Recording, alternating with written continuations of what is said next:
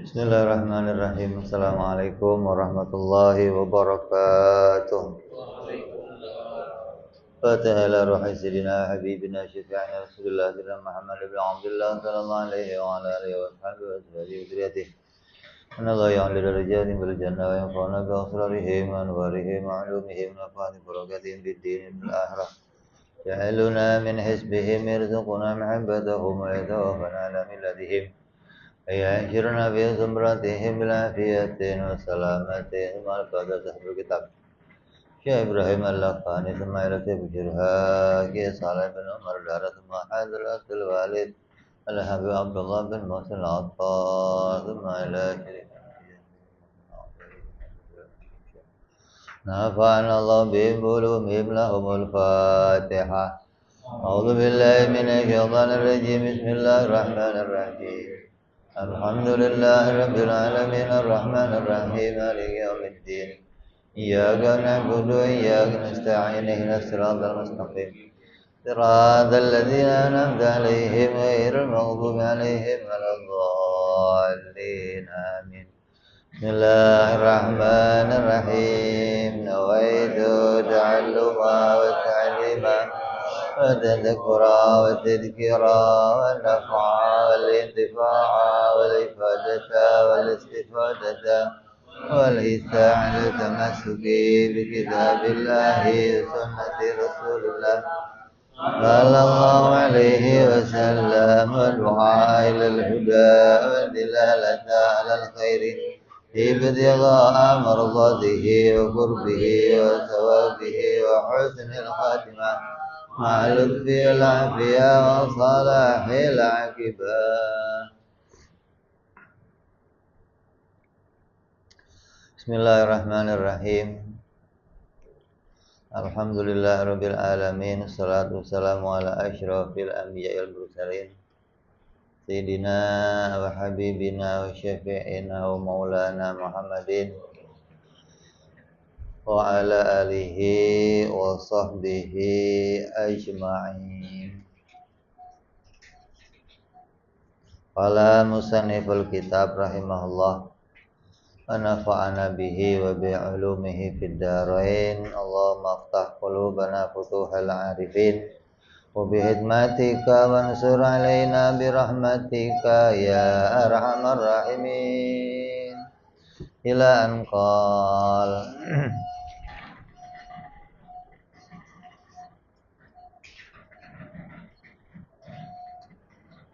masih menyambung yang lalu, bahwa karena pentingnya permasalahan tentang adab, maka Kiai Saleh bin Umar Darat menyertakan keterangan tentang ilmu tentang bab adab, yang mana hal ini dikutip dari kitabnya Imam Al-Hujjatul Islam, Imam Al-Ghazali rahimahullah. Dan beliau hanya mengutip sekedarnya saja sebagai bahan pengetahuan kita tentang apa itu yang harus kita ketahui masalah bab adab.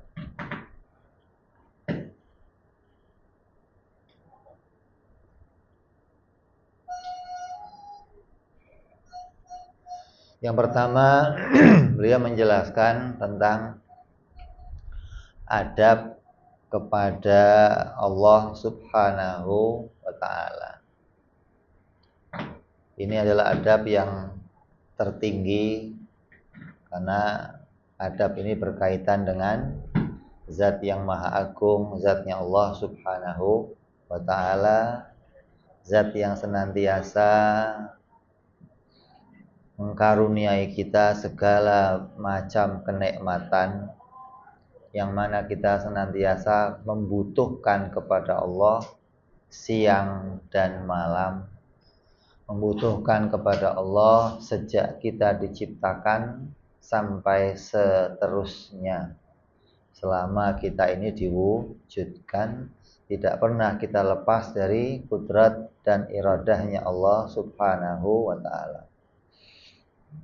Maka ada beberapa adab yang dianggap penting untuk diketahui agar kita bisa mempunyai adab-adab tersebut kepada Allah Subhanahu wa ta'ala.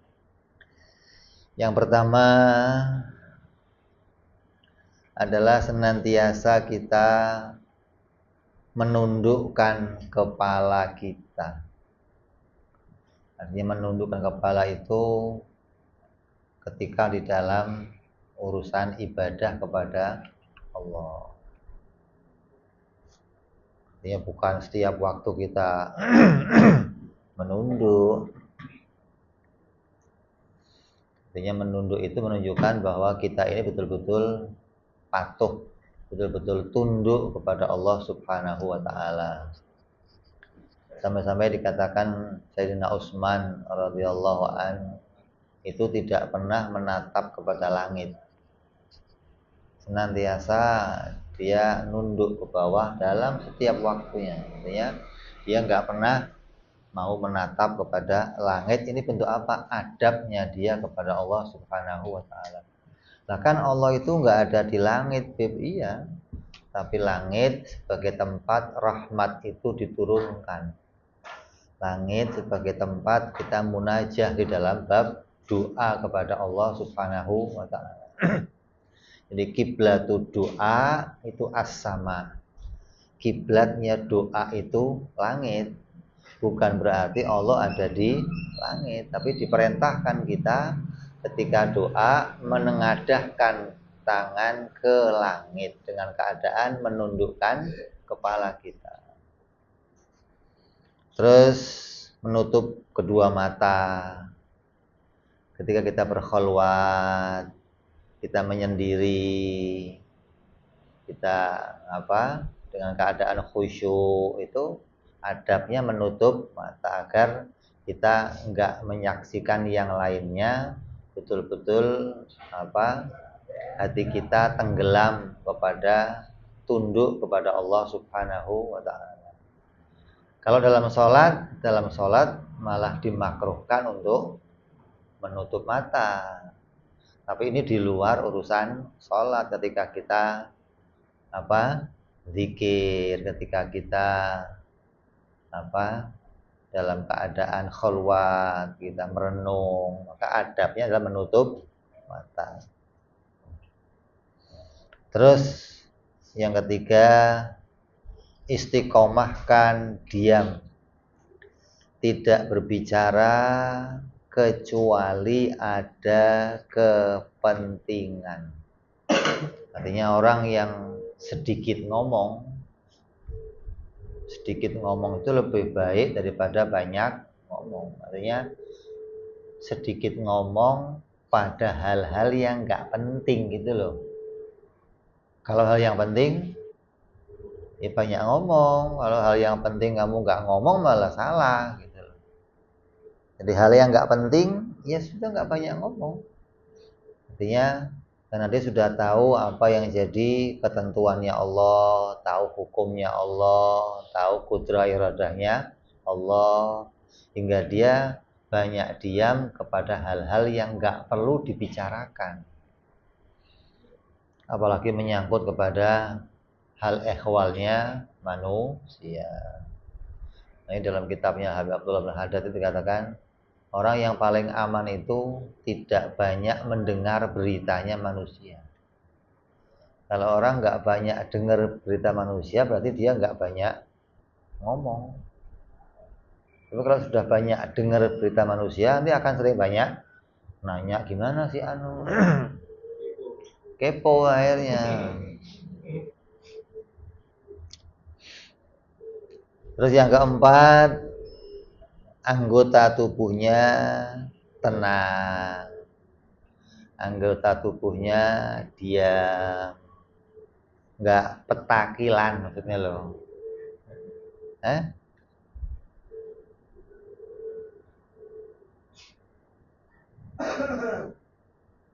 Ini menunjukkan orang yang hatinya tentram maksudnya. dalam segala hal kelihatan tenang, kelihatan damai, nyaman.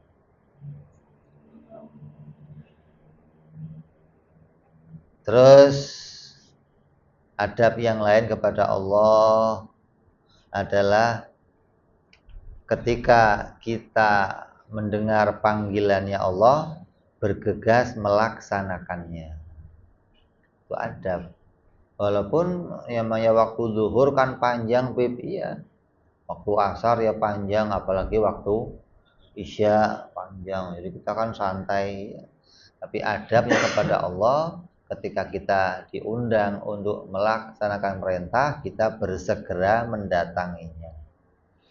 Dan selalu berusaha menjauhi apa yang menjadi larangan-larangan Allah. Namanya kita jadi orang yang mahfud, menjaga diri. Terus yang keenam, tidak iktiraf kepada Allah, tidak iktirad kepada Allah. Iktirad itu mengeluh, banyak protes, kenapa kok begini, kenapa kok begini, nasib apa gua ini, baru hilang satu, datang lagi satu lagi, nasib apa ini.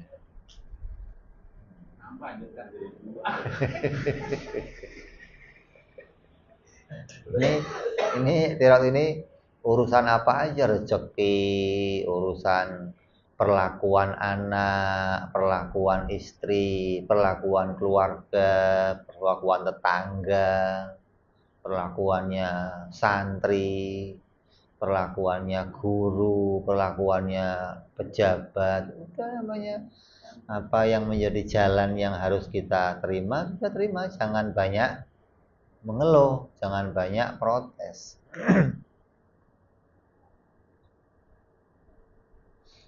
Terus senantiasa mendahulukan kebenaran serta berusaha meninggalkan apa yang batil.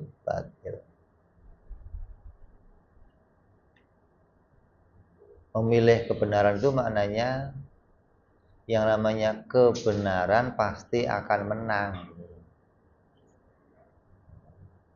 Kebatilan pasti akan dikalahkan. Tapi batilnya rombongan, Bib. Yang benar jadinya kalah. Ya kalah kelihatannya. Tapi yang namanya benar gak akan ada kalahnya. Terus adab kita kepada Allah yang lainnya adalah memutus harapan kepada makhluk. Kalau kata Sayyidina Ali radhiyallahu an, hal yang paling menyakitkan diri itu berharap kepada makhluk. Itu menyakitkan. Ditungguin, udah ditelepon nggak datang-datang. Padahal udah nitip, tapi nggak datang-datang, sakit hatinya gitu loh. Karena berharap kepada makhluk gitu loh. Dia mau nyetak jadi nggak bisa, ngarep-ngarep makhluk nggak datang-datang. Apalagi udah dijanjiin, tamen besok, udah tungguin aja. Ini ketika nggak hadir, nggak jadi, akan terasa sakit di hati. Ini karena berharap banyak kepada makhluk. Kalau orang yang tahu bahwa makhluk itu nggak bisa menghasilkan apapun, makhluk nggak punya asar apapun, ya harapannya hanya kepada Allah. Walaupun kita ngomong sama makhluk, bro pinjam duitnya dong, ini hanya sebatas omongan, bukan harapan yang sepenuhnya, bukan. Kok ditolak gimana? Ya nggak kecewa, karena ngomongnya bentuk ikhtiar, bukan menyandarkan semua harapan.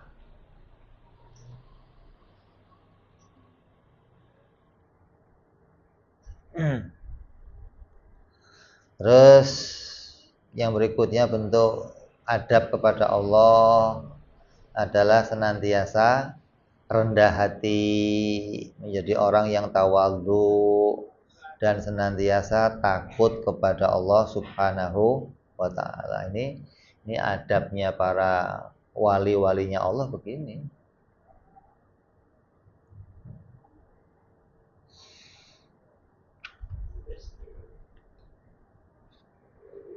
Kalau di kitab Hikam itu ada 3 macam adab. Adabnya wali-wali, adabnya orang soleh, dan adabnya orang awam. Akan berbeda adab kepada Allah. Orang-orang wali-wali ya ini adabnya hatinya senantiasa takut kepada Allah. Kalau orang-orang soleh senantiasa mengerjakan perintahnya Allah. Kalau orang-orang awam ya banyak berharap pada Allah.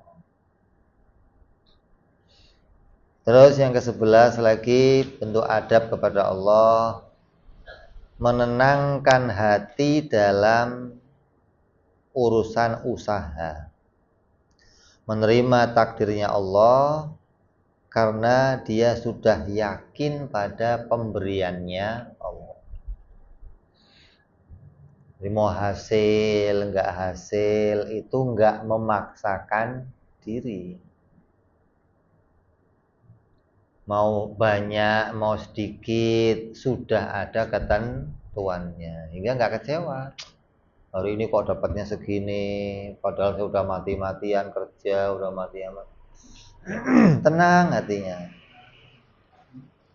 Pulang enggak bawa duit, tenang, walaupun piring pecah, piring melayang, udah tenang, gimana mau gimana, ente nggak pulang taat, ente teriak ya tetap begitu, udah. Yang hanya bisa kita katakan apa? Tenang itu maksudnya apa? Tugas saya hanya mengerjakan perintah Allah. Tugas saya hanya mengantarkan amanahnya Allah. Kalau ada, saya anterin. Nah kalau nggak ada, mau maksain gimana? Itu fungsinya anak bini diajarin tauhid begitu, biar juga bisa tenang gitu maksudnya. Iya. Kalau anak bini nggak diajarin ini, ente yang ngaji doang. Wah, ente tenang, mereka nggak tenang.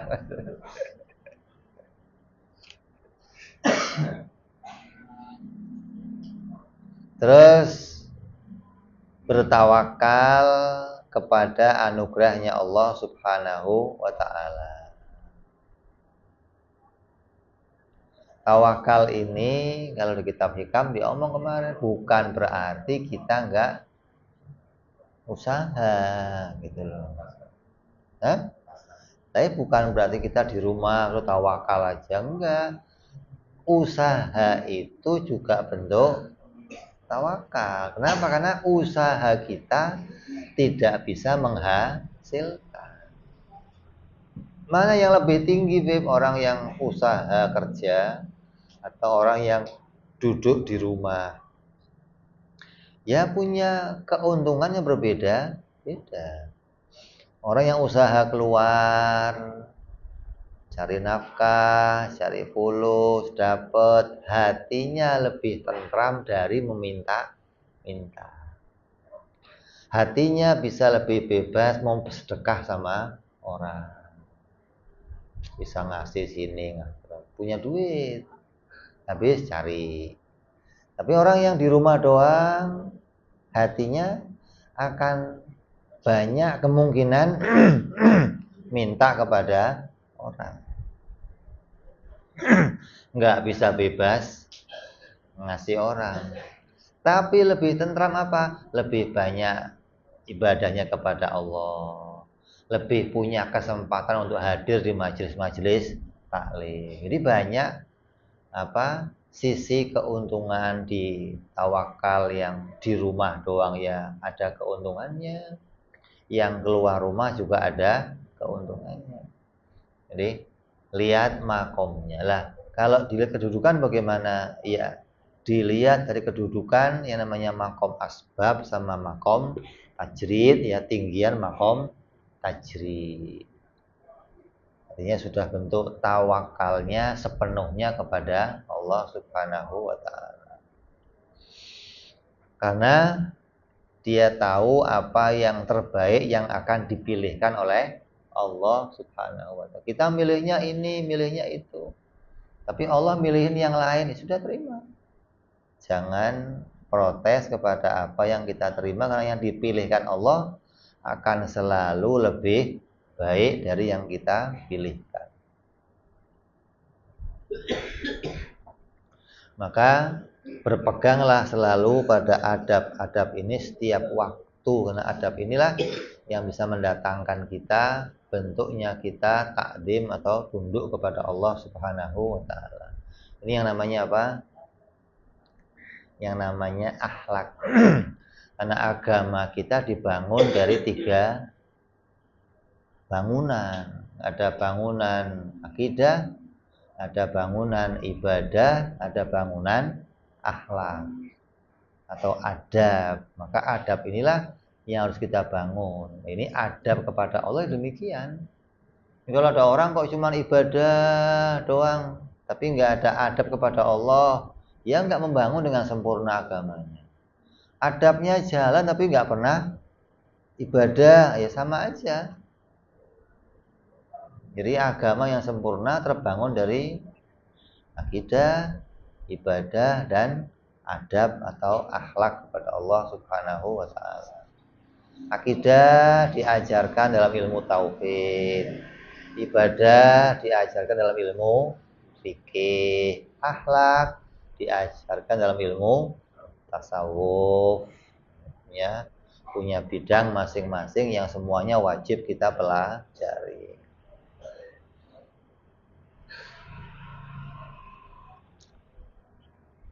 Terus yang berikutnya adabnya orang yang berilmu.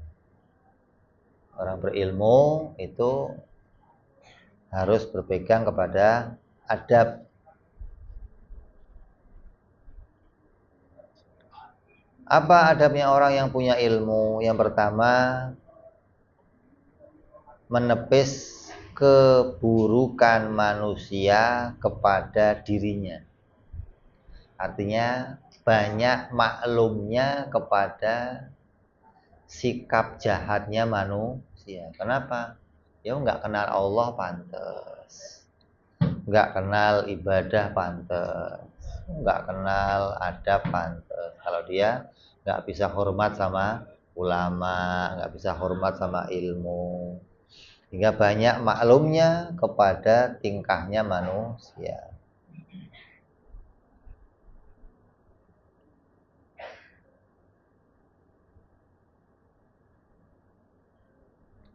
Sampai ada yang diajarkan oleh para wali-wali itu, kalau kamu difitnah oleh orang, jangan pernah menolak fitnah itu. Ini adabnya orang alim nih. Difitnah, ente maling ya?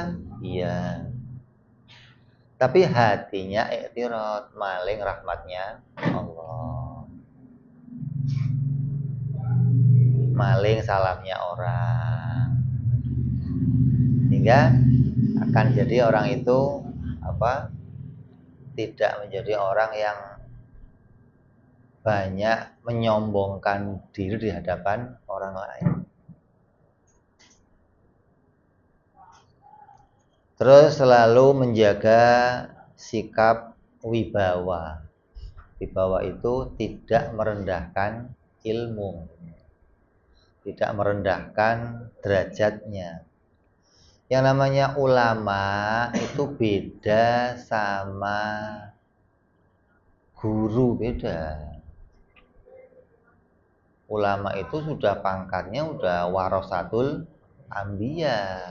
Kalau kayak ustadz itu pangkatnya guru, ngajar satu ilmu. Itu guru, bukan jadi ulama. Ulama itu sudah derajatnya sudah lebih tinggi dari seorang guru, bukan hanya sekedar pengajar, bukan gitu loh. Jadi orang yang sudah punya derajat diundang sebagai ulama, betul-betul sudah jadi pewarisnya para nabi gitu.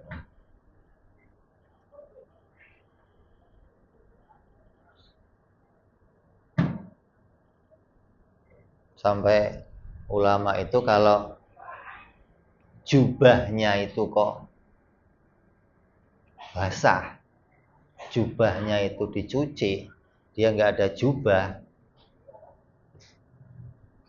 udzur Jumatan. Kenapa? Wibawa. Kok ada ustaz, kok ulama hadir Jumatan kok kaosan doang gitu loh. Ini nggak ada wibawanya gitu loh. Artinya orang yang melihat akan merendahkan derajat keulamaannya. Makanya orang yang naik ke podium itu ya jubahan, udeng-udeng kayak ban Vespa miring-miring. Itu dia kan memang orang awam lihat begitu tuh tunduk langsung gitu loh. Gitu loh. Tapi kalau yang kokoan doang, dia nggak dianggap, nggak punya wibawa kayak mereka. Kenapa kok begitu? Memang derajatnya belum jadi ulama. Yang sudah jadi ulama, dia adabnya menjaga keulamaannya. Gimana prestisnya di masyarakat jangan sampai turun. Jangan melakukan hal-hal yang mengurangi derajatnya. Nggak makan di warung. Coba pakai udeng-udeng kok makan di warung. Coba kaki naik sebelah gimana ya?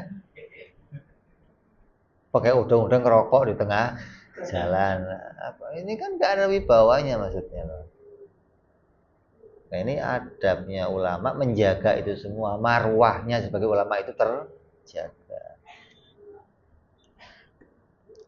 Ketika bepergian, hendaknya matanya nggak jelalatan. Orang alim lihat cewek, sono lihat, wah. Itu nggak jadi adab, nggak. Adabnya tunduk, tenang, tentram.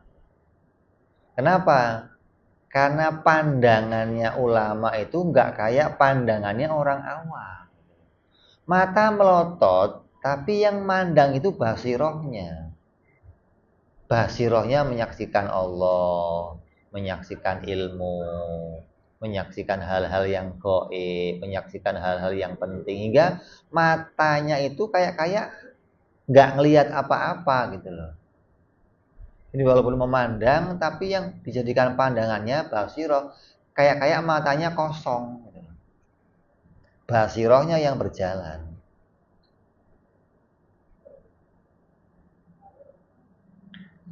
Terus tidak berbicara kecuali yang penting. Artinya menjaga marwah gitu. Nggak banyak ngomong. Sikapnya udah kayak orang dingin gitu loh, dia. Nah, kalau ulama kok cekakaan gimana? Hah? Ada. Ya nggak jaga marwah namanya. Lah Nabi kan juga pernah tertawa, bukan nggak boleh tertawa, bukan. Maksudnya nggak cekakaan gitu loh. Senyum ya boleh, ketawa ya boleh, wong ente manusia ya ketawa ya. Tapi ketika ini punya pangkat seorang ulama, maka ini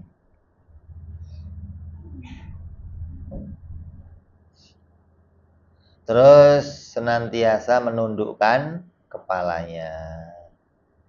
Ada yang sampai kalau diundang ya itu bentuk dia betul-betul punya rasa takut kepada Allah Subhanahu wa taala. Terus tidak pernah bicara hal-hal yang takabur. kecuali pada orang-orang yang dolim. Dia tahu kapan dia harus ngomong sombong, kapan dia harus ngomong gede. Kalau sama yang namanya orang ulama itu, kalau sama orang awam, orang fakir, ulama takzim, hormat, nggak pernah takabur, kecuali sama orang-orang yang dolim, orang-orang yang tinggi hati, maka dia nggak boleh tunduk. Terus ulama adabnya lagi memilih tempat yang hina atau rendah untuk duduk. Artinya ketika dia datang ke suatu majelis, dia nggak pernah milih tempat yang paling tinggi. Yang dipilih di mana? Ya sudah yang apa yang ada. Nggak harus, mana kursinya, mana apa adanya sudah. Karena dia nggak merasa dirinya lebih tinggi dari yang lainnya. Yang namanya orang ulama itu sudah merasa dirinya paling rendah, lebih rendah dari yang lain. Itu hatinya ulama begitu.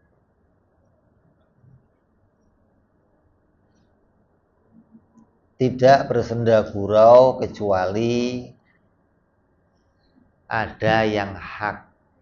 Nanti tertawanya atau bercandanya saja ilmu. Bercandanya mendatangkan pengetahuan, bercandanya hal yang penting.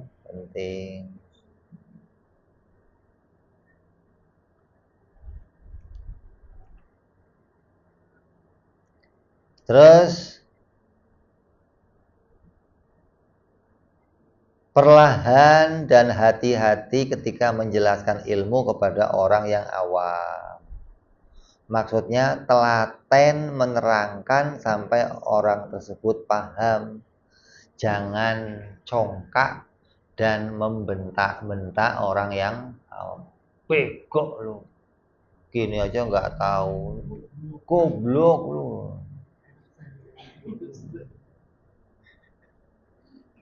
Tapi pelan. Tak namanya orang nanya itu ya nggak tahu. Yang orang ngaji itu ya pengen tahu. Kalau ente kasar sama orang itu lari, nggak mau ngaji lagi.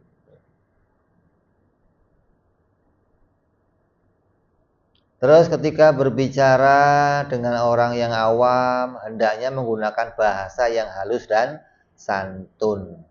Jangan menggunakan suara yang lantang dan membentak-bentak. Jangan memarahi. Jangan mengatakan apa? Nggak tahu, masa bodoh lah. Nggak pernah begitu gitu loh. Tapi yang saya terus mendengarkan pertanyaan orang dengan seksama dan memberi jawabannya yang memahamkan ketika dia tahu. Artinya yang nanya kok orangnya kok bahasanya begini, ya dikasih paham setingkat itu. Yang nanya kok levelnya lebih tinggi, ya dikasih paham level yang lebih tinggi. Bukan ulama ketika yang nanya awam pakai bahasanya level yang tinggi biar kelihatan ulamanya. Nanti orang nggak paham malah pakai bahasa yang sasi apa itu. Ini orang bahasanya tinggi banget biar kelihatan. Itu bukan ulama. Ulama itu kalau menerangkan sesuatu nggak panjang-panjang justru. Kenapa? Orang kalau dipanjangin bosen. Terangin ilmu ya cepet. Yang penting orang itu sampai paham. Ngajar kitab hatam satu kitab 5 tahun. Bosen orang dengernya, nih kok orang hatam. Apa dibolak-balik melulu, ulang lagi. Hatam, selesai, hatam. Orang itu, berarti yang dijelaskan selesai, ganti kitab lain lagi. Jangan ngaji kitab tapi cara neranginnya kasar, pakai bahasa yang panjang-panjang biar kelihatan ilmunya. Semua yang dia ketahui disampaikan. Nggak boleh, ulama itu nggak boleh semua yang dia tahu disampaikan, nggak boleh. Ulama itu menyampaikan agar orang itu paham. Secukupnya paham, selesai gitu loh. Karena yang dia paham itu nanti orang lain malah nggak bisa paham seperti dia. Jadi yang orang lain bisa menangkap itu yang disampaikan. Ini kalau saya sampaikan orang nggak paham nih, sudah diam. Jangan nyampaikan hal yang itu gitu loh. Jangan, biar kelihatan saya banyak ilmunya semua disampaikan. Nggak ada kepentingannya, nggak ada. Justru bikin orang lain malah nggak paham. Terus ulama itu mau menampung hujah, mau menampung sanggahan orang yang bertanya dan jangan langsung menolaknya. Kalau gini gimana Kiai? Kalau gini gimana? Ya terima aja dulu. Gitu. Oh, ini ada yang nggak setuju dengan pendapat ini diterangkan. Oh begini alasannya, begini alasannya. Ulama begitu. Namanya betul-betul orang alim. Gitu. Terus mau mengakui dan mengikuti kebenaran walaupun itu dari orang yang hina. Kalau yang ngomong orang lain, siapa aja yang ngomong kok bener diterima. Adabnya begitu. Jangan ulama, pokoknya kalau yang nggak ngomong yang bukan omongan gua saya nggak pakai dah. Atau kalau yang ngomong sama saya nggak yang levelnya, nggak, ente levelnya apa mau ngomong sama saya, nggak ada begitu. Kebenaran datang dari siapa saja. Terus orang alim itu mencegah orang yang akan mempelajari ilmu yang tidak bermanfaat. Tahu nih, ini orang mau ngaji nggak ada manfaatnya, jangan. Ngaji yang penting. Enggak Kiai, ini saya pengen punya wiritan baca sekian kali biar bisa terbang. Nggak usah. Anu Kiai pengen bisa tekbal Kiai, nggak usah. Pengen bisa tahu nomor porkas Pak Kiai, nomor buntut, nggak usah. Nggak ada manfaatnya, ada manfaat. Jangan asal Kiai. Oh iya ya. Pengen jimat Kiai, ya stamin. Wah sih. Artinya nggak memberikan hal-hal yang nggak penting gitu loh. Selalu mengarahkan hal yang penting. Terus ada orang yang mau belajar dengan tujuan untuk selain Allah. Makanya dulu orang-orang alim-alim itu kalau mau nerima santri, dia mesti istikharah. Minta petunjuk, ya Allah. Ini kalau saya ajarin dia sampai alim, tahu kira-kira dia keluar jalur enggak ya Allah. Kalau kok keluar jalur, enggak diterima. Percuma lah. Saya ngajarin dia, tujuannya nanti enggak ikhlas untuk menyampaikan karena Allah, tapi dimanfaatkan untuk kepentingan dunia, dimanfaatkan untuk yang lain. Maksudnya jangan menerima santri yang belajarnya hanya untuk tujuan kekayaan atau menjadi pelayannya pemimpin yang dolim. Wah, ini kalau saya ajarin paling nanti kerja di pemerintahan doang nih. Pemerintahannya dolim, ngabdi sama pemerintah yang penting dapat fulus, cari kekayaan, maka dia mencegah santri-santrinya sampai yang demikian. Terus melarang santrinya mempelajari ilmu-ilmu yang fardu kifayah sebelum mereka belajar ilmu yang fardu ain. Kok mau ngaji kitab yang gede-gede? Nggak usah. Yang kecil aja dulu, yang kecil aja belum paham mau ngaji yang gede-gede kan biar kelihatan keren Kiai. Udah nggak keren-keren Anda, nggak usah lah. Udah yang kecil-kecil yang penting kamu tahu ini dulu, tahu ini baru meningkat tahu yang lain. Jadi kalau Kiai saya mau ngaji sama guru nggak usah. Kenapa? Itu tingkatnya kifayah. Dia sudah tingkatnya, kamu yang ain-ain dulu aja. Jadi karena ngaji itu ada yang untuk kepentingannya diri sendiri, ada yang untuk kepentingannya orang lain. Ulama beda pendapat. Lebih mulia mana orang yang ngaji fardu ain sama ngaji fardu kifayah? Banyak ulama mengatakan wajib ngaji yang lebih mulia fardu ain. Tapi Imam Nawawi mengatakan fardu kifayah lebih mulia karena punya dua keuntungan untuk dirinya sendiri dan keuntungan membantu orang lain.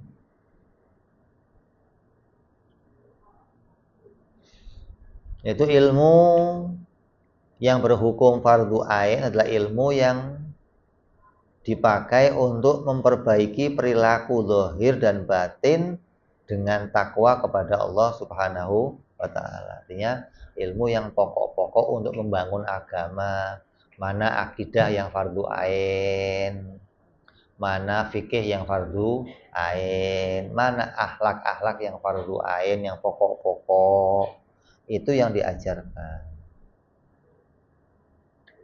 Terus orang alim harus bertakwa agar perbuatan dan ucapannya dapat ditiru orang lain. Jangan sampai menjadi lilin, menerangi orang lain tapi dirinya terbakar.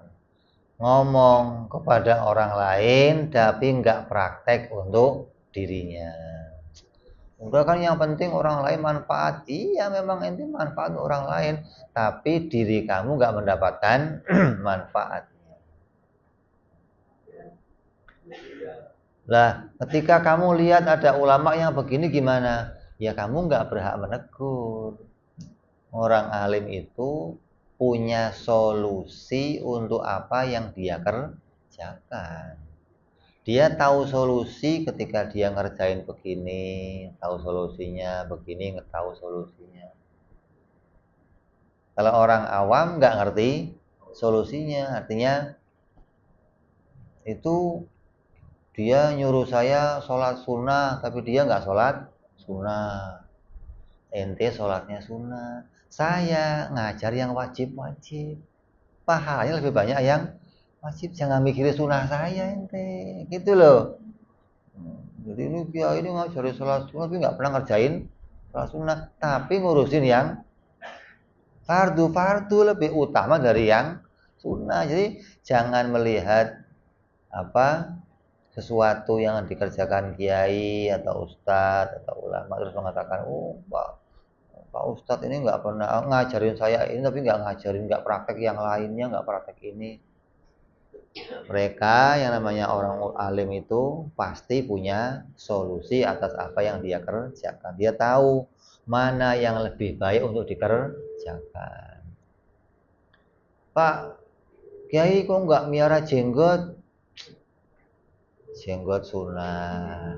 Banyak yang fardu ain dikerjakan yang lain. Pak Kiai kok nggak begini? Udah jangan.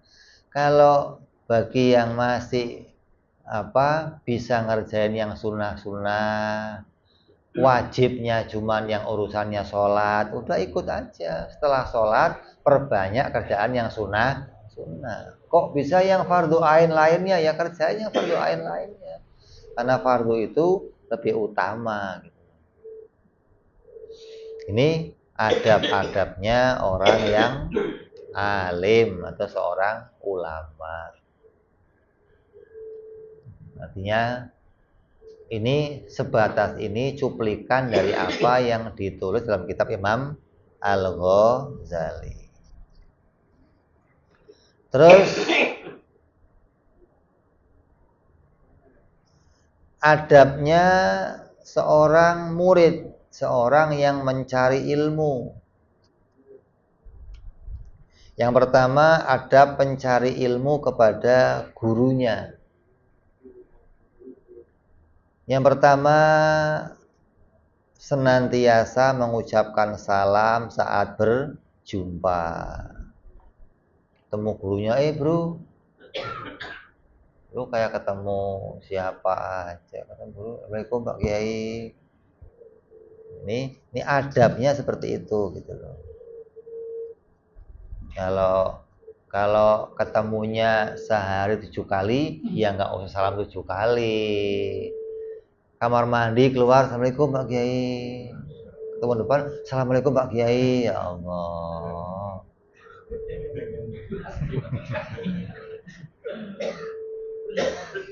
Ya secukupnya aja.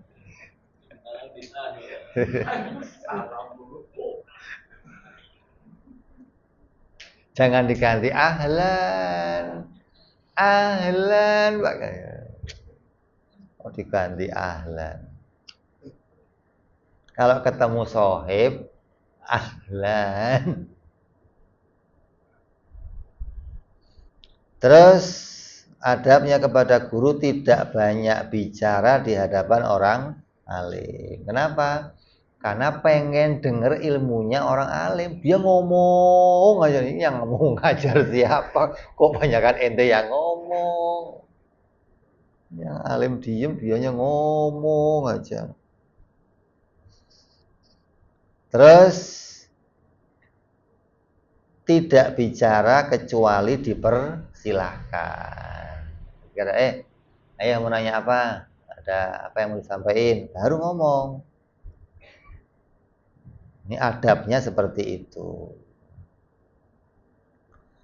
Terus jangan mengadukan sebuah masalah kecuali mendapatkan izin. Anu Pak Kiai, rumah saya beras habis. Itu bukan masalah gua. Itu masalah lu. Kalau masalah beras habis, token listrik udah bunyi Pak Kiai, jangan dilaporin. Tuh lapornya masalah.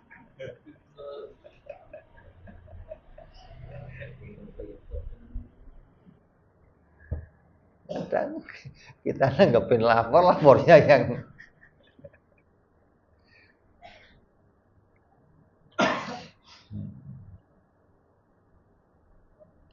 terus jangan mengatakan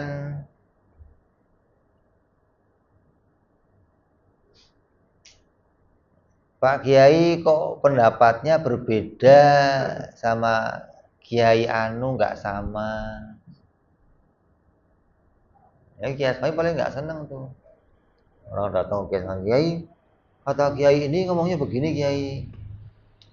Sudah ngaji sama dia aja entilah gitu. Jangan kesini-sini lah kalau mau kesini. Ya sudah kamu dengerin yang saya ngomong. Artinya ketika itu masalahnya masalah furu'iyah, boleh khilaf. Jangan dipermasalahkan. Nah, ini kok beda sama ini, beda sama ini. Itu nggak adab namanya. Terus jangan berselisih kepada pendapat gurumu, apalagi sampai merasa bahwa dirimu lebih pandai dari guru.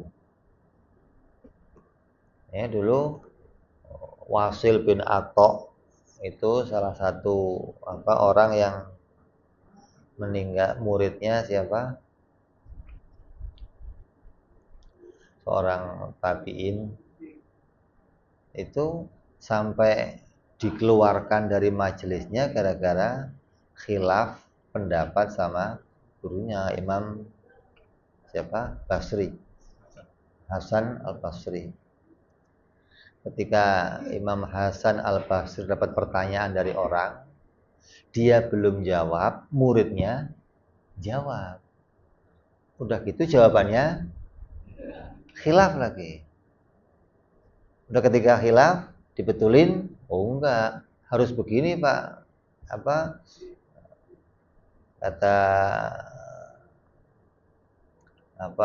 kata Imam Hasan Basri, ya sudah, Wasil bin Atok keluar dari kelompok kita, dia bukan kelompok kita. Terus dia mendirikan kelompok lagi namanya Mu'tazilah. Nah, disebut apa? Orang-orang yang i'tizal dari kelompoknya Imam Hasan Al-Basri. Bikin lagi kelompok namanya Ahlul Adillah wa Tauhid. Kelompok yang adil dan ahli tauhid. Itu gara-gara tadi merasa lebih pintar dari gurunya hingga khilaf sama gurunya. Jangan. Kalaupun kamu kok lebih paham dari gurumu, sudah pakai aja untuk kamu gitu loh. Jangan sampai berdebat dengan guru atau menyalahkan pendapatnya seorang guru. Beda sama ketika apa? Ketika mubahasa, ketika bicara tentang sebuah apa? Dalil. Bisa jadi kamu punya dalil yang lain. Sampaikan dengan baik. Kalau dalilnya begini gimana, Kiai? Kalau begini gimana, Kiai? Jangan, oh ini Kiai pendapatnya nggak bener. Bukan nggak bener. Kalau ente punya yang lain, sampaikan.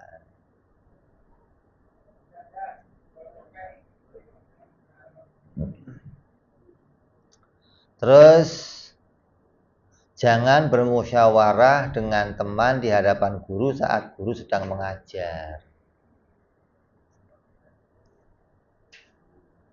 Ini yang sering.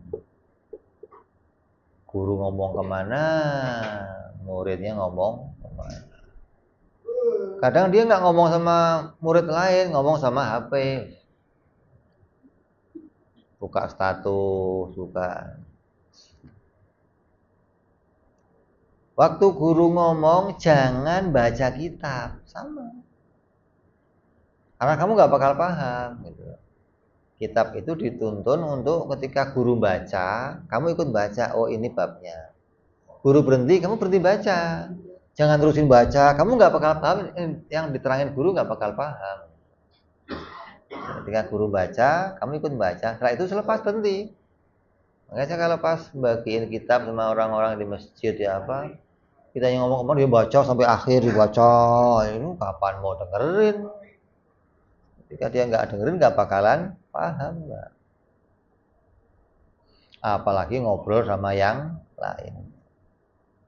Terus jangan menoleh kanan kiri di hadapan guru, duduk yang tenang dengan adab yang baik. Jangan banyak bicara saat guru merasa lelah atau menemui kesulitan, diem. Udah jangan ngomong. Nih guru lagi token listrik habis, cerewet aja. Token bunyi tadi. Pak Kiai gini ya Allah. Nanti aja. Ini saya tak ngurusin token. Kalau solusinya Pak Kiai token kok bunyi, saya selesaiin, alhamdulillah begitu penting. Ini token bunyi. Kaleng beras dipukulin melulu, dang deng.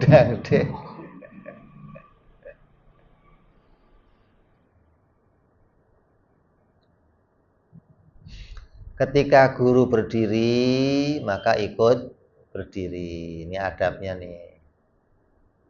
Jadi jangan sampai ngomong sama guru itu nggak sejajar loh. Apalagi sampai ngomong sama guru, gurunya begini. Ini mau ngapain? Itu nggak ada sama sekali gitu loh. Mendingan guru yang lihat ke bawah daripada guru lihat ke atas.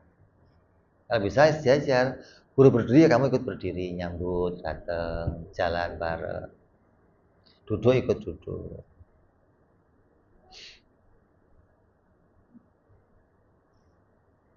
Jangan menguntit di belakang guru sambil menyampaikan pertanyaan. Nyerimpetin namanya kamu. Mau nanya sampai Pak Ustaz. Nanti kalau pas duduk, nah, kamu nanya apa?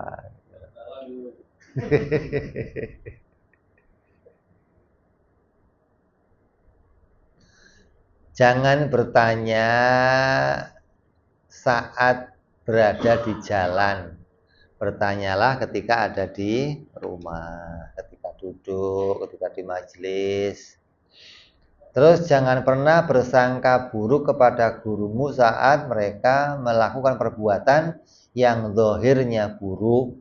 Sebab mereka, para guru itu, lebih mengetahui yang dilakukan.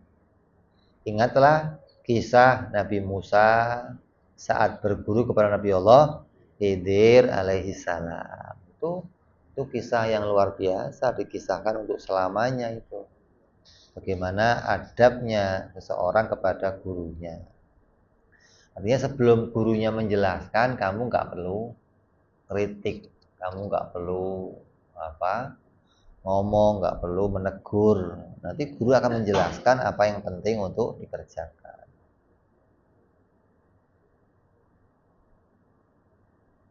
Inilah diantara adab-adab seorang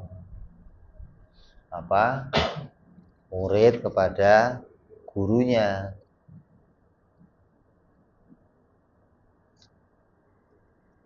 Masih akan ada adab-adab yang lainnya nanti akan kita sampaikan. Di antaranya adab seorang anak kepada orang tuanya.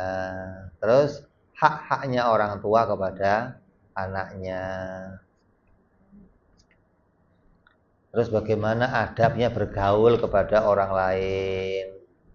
Adab kepada tetangga. Insya Allah kita sampaikan sesuai apa yang dituliskan oleh Kiai Soleh bin Umar Darat sebagai bentuk wawasan kita. Ini loh adab yang penting untuk kita miliki ketika berkaitan dengan banyak perkara. Kalau mau lebih detail gimana Beb? Ya baca kitab Imam Al-Ghazali yang lebih terperinci, yang lebih detail untuk disampaikan. Wallahu a'lam. Ila hadratin Nabi Al-Fatihah. A'udzu billahi minasyaitonir rajim. Bismillahirrahmanirrahim. Alhamdulillahi rabbil alamin arrahmanir rahim maliki yaumiddin. Iyyaka na'budu wa iyyaka nasta'in ihdinas siratal mustaqim siratal ladzina an'amta 'alaihim ghairil maghdubi 'alaihim waladdallin amin. Ya Rabbana i'tarafna bi annana iqtarabna wa annana asrafna ala ladha ashrafna fatub 'alaina tauba تغسل كل حوبة واستر لنا عوراتي واغفر لوالدينا ربي ومولودينا والآل والإخوان وسائر الهلان وكل ذي محبة أو جرة أو صحبة والمسلمين أجمع من ربي اسمع فضلا لا باكتساب منا بالمصطفى رسولي صلى وسلم ربي عند الحب وآله وصحبه عدد قصد صحبي والحمد لله في البدء والثناء أنا ربك رب العزة عما يصفون سلام على المرسلين والحمد لله رب العالمين. Assalamualaikum warahmatullahi wabarakatuh.